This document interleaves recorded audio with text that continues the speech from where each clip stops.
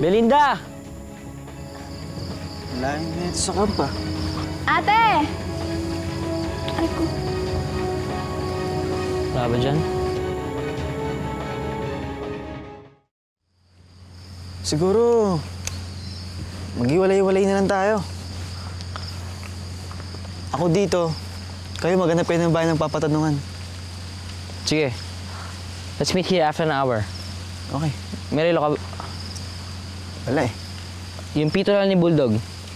Tipita ko sige, pag babalik tayo dito. Okay? Okay, yun na lang gagawin natin. Sige. Dito na kami. Ingat kayo.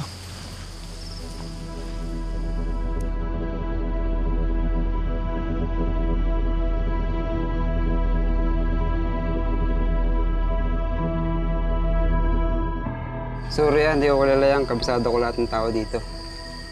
Sige, salamat po. Hindi ako kilala.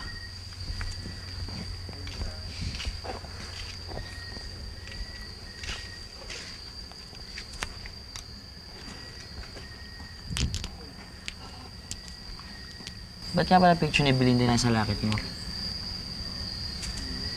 Sa kanya kasi ito eh.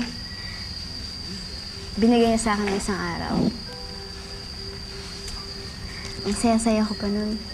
Kasi akala ko pagkatapos nun, magiging super close na kami ni ate. Di pala. Hindi mo naman kasalanan yun eh. Siya kaya nang away sa'yo. Kasi nga, nasasaktan siya dahil sa closeness natin. Eh, ikaw naman kasi. Sabi ko sa'yo, layuan mo na ako. Eh, ba't kailangan tayong mag-iwasan? Ba't kailangan i-sacrifice yung friendship natin? Para nga maging okay na kami ni ate. Ang kulit mo talaga, no? Paano naman ako? Bago ka lang sa school pero naging kaibigan ta kagad. Sila, ang tagal-tagal ko na silang kilala pero kahit kailan hindi kami naging close. Special ka sa akin, Bambi. Babaliwalay mo ba yun? Nakakainis ka talaga, no? Imbes na makatulong ka, mas ginugulo mo pa ako. O mas nakakainis ka. Imbis na protektahan mo yung friendship natin, tinatapon mo lang. Hindi mo lang pahalagahan.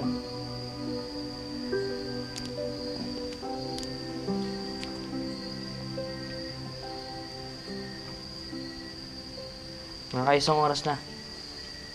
Baka doon sa meeting place si Jacob. Yan na.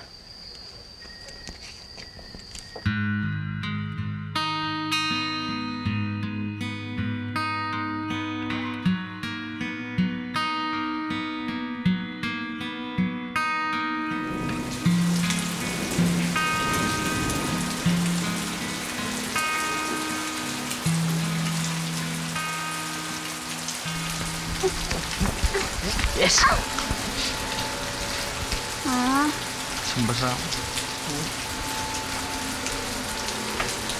Ay, mababasa kayo ng ulan. Halina kayo, pumasok na kayo sa loob, dali. okay lang po kami eh. Huwag na po kayo magabala. Pag tila po na ulan, alis na rin kami. Ay, hindi natitila yung ulan at may darating daw ng bagyo. Hindi na kayo pumasok na kayo sa loob. Kasi mang tumatanggi sa magandang alok. Tara na. Lalakas pa yan, oh. Hindi kayo.